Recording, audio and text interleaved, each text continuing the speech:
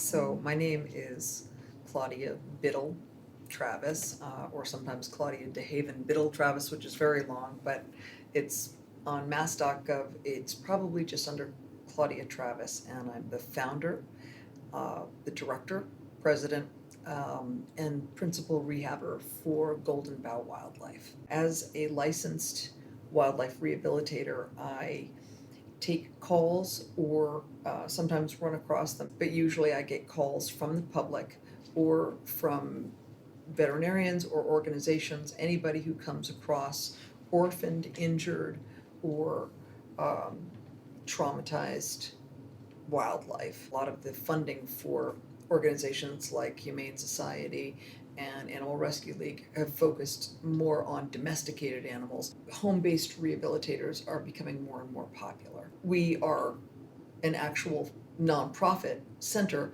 but we're in that network of home-based rehabilitators, even though some of them aren't actually in a home, but that's what we call ourselves, yeah. Starting probably before it's even light out, I get phone calls virtually from sometimes 3, 4, 5 in the morning when people get up and they're going to work, especially when it's lighter out, but even still, people find squirrels that have fallen out of trees that have been attacked by dogs. It could be somebody who found an animal when they got home and they thought they could take care of it, and they realized after getting up every 2 hours all night long, oh boy, I need help.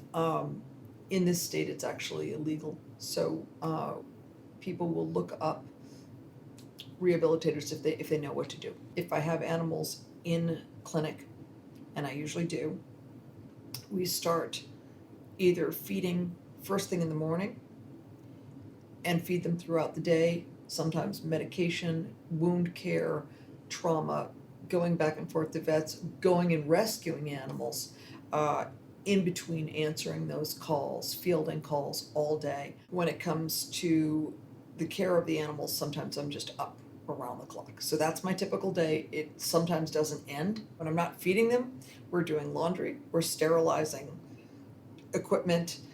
It's just nonstop. It's like running a full-time nursery, but a trauma unit as well.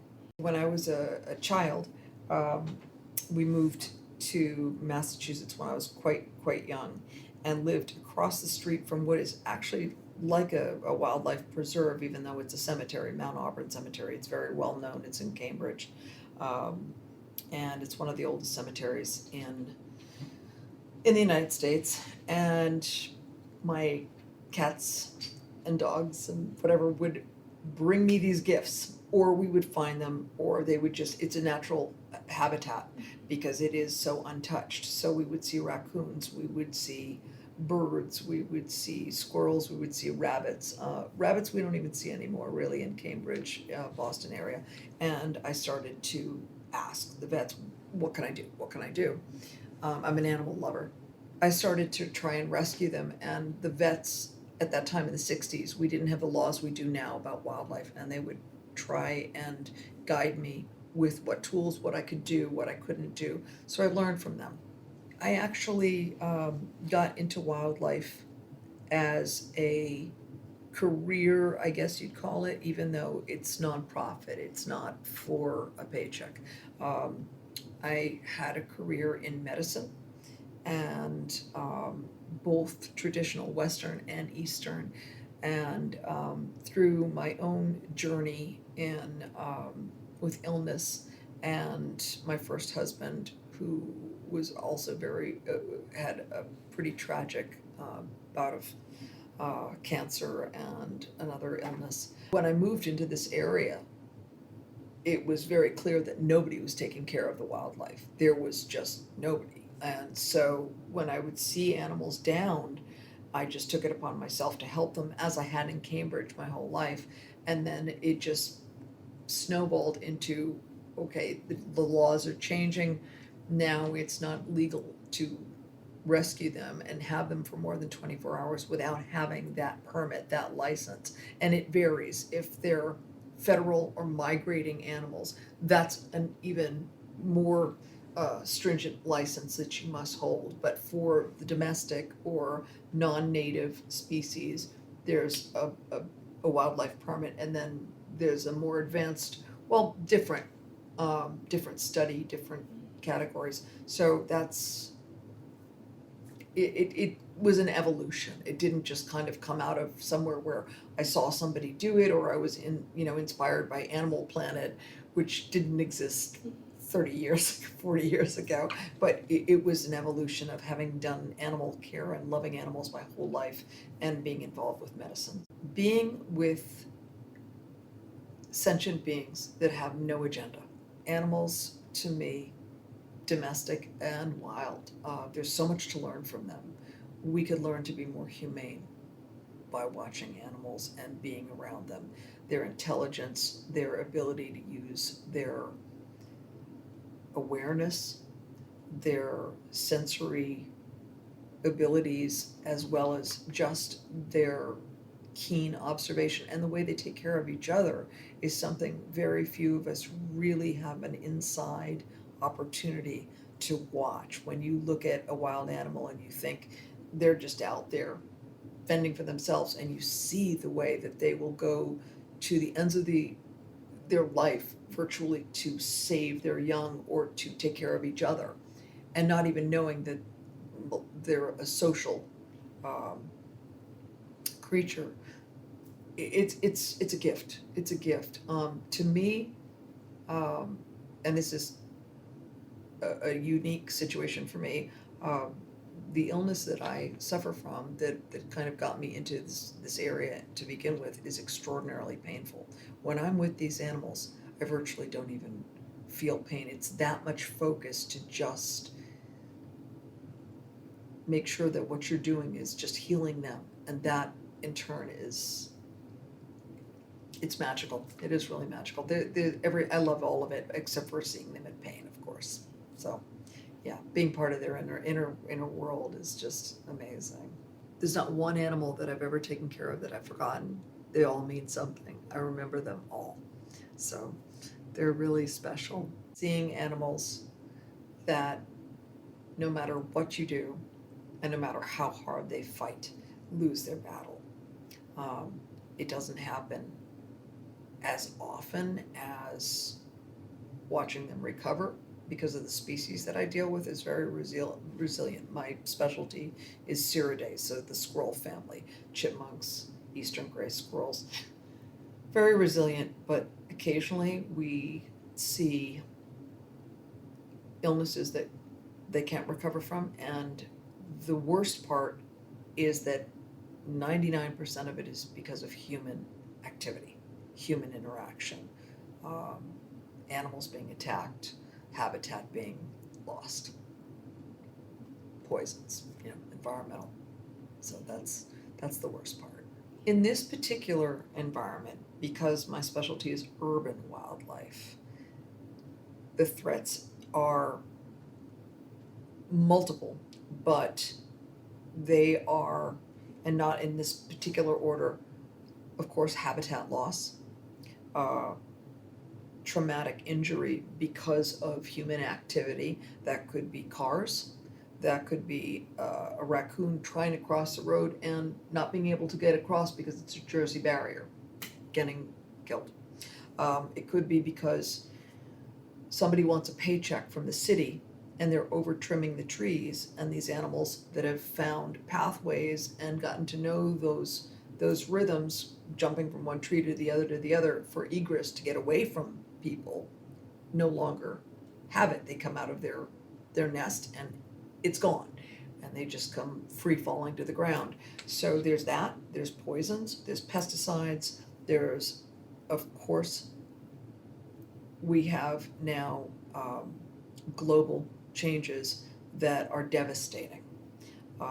And when it comes to some of the other species, it's introduced viruses like white nose syndrome with bats. We've lost a lot of our bats, or they're threatened or endangered or special concern. Those are the 3 risk factor categories for wildlife when they're in trouble. And that's happening to our reptiles and a lot of the animals that were indigenous to Massachusetts. So those are the main threats.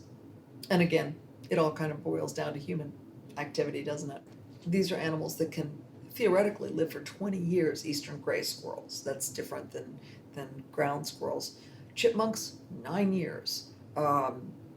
Some migrating birds, quite some time. So learn about them. Don't believe what maybe, somebody told you when you were a kid and think that they're dangerous. There isn't one documented case, for instance, of rabies attributed to an eastern gray squirrel. Um, they're not rats. They're not nocturnal.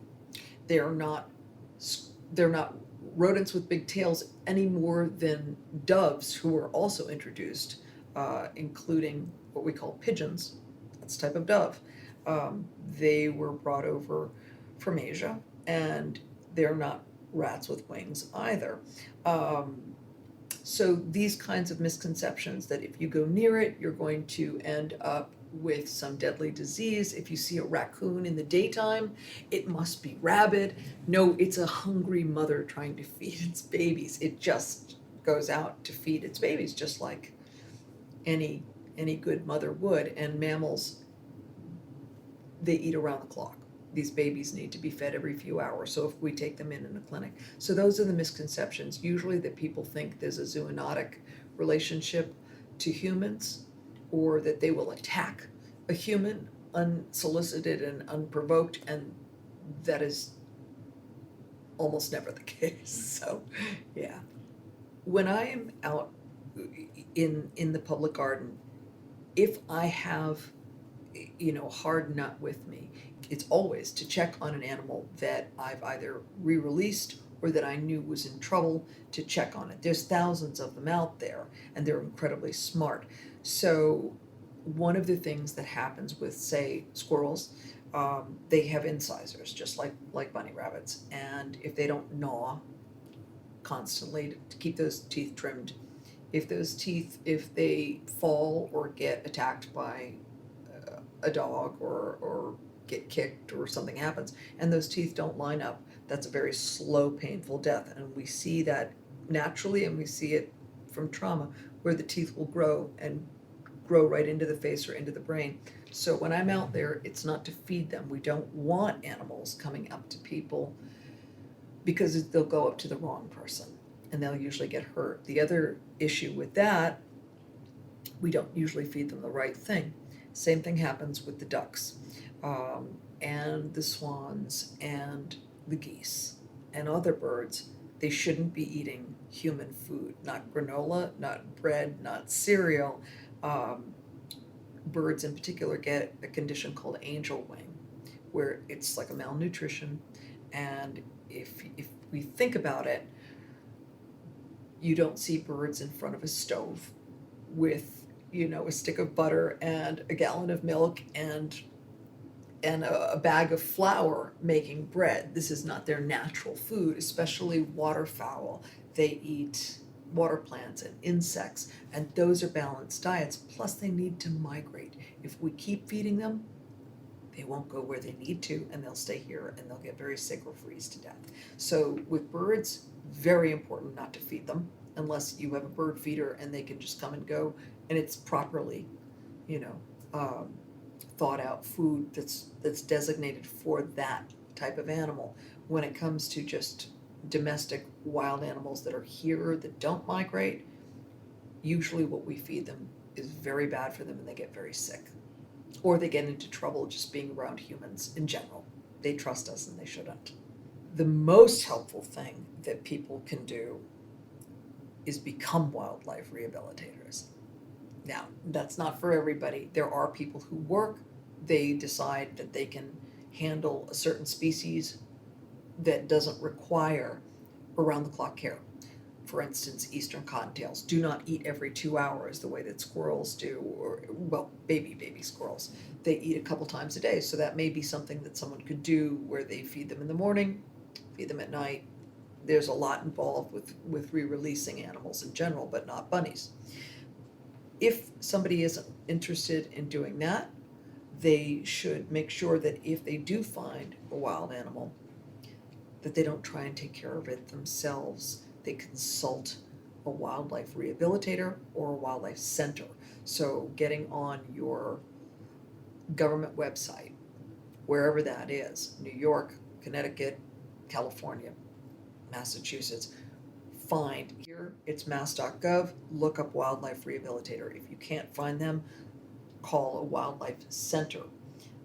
Generally, the areas that used to take care of them, like I was saying earlier, Animal Rescue League, Humane Society, very few states have that support for wildlife. And last but not least, if you do find wildlife, support your wildlife rehabilitators. We don't charge.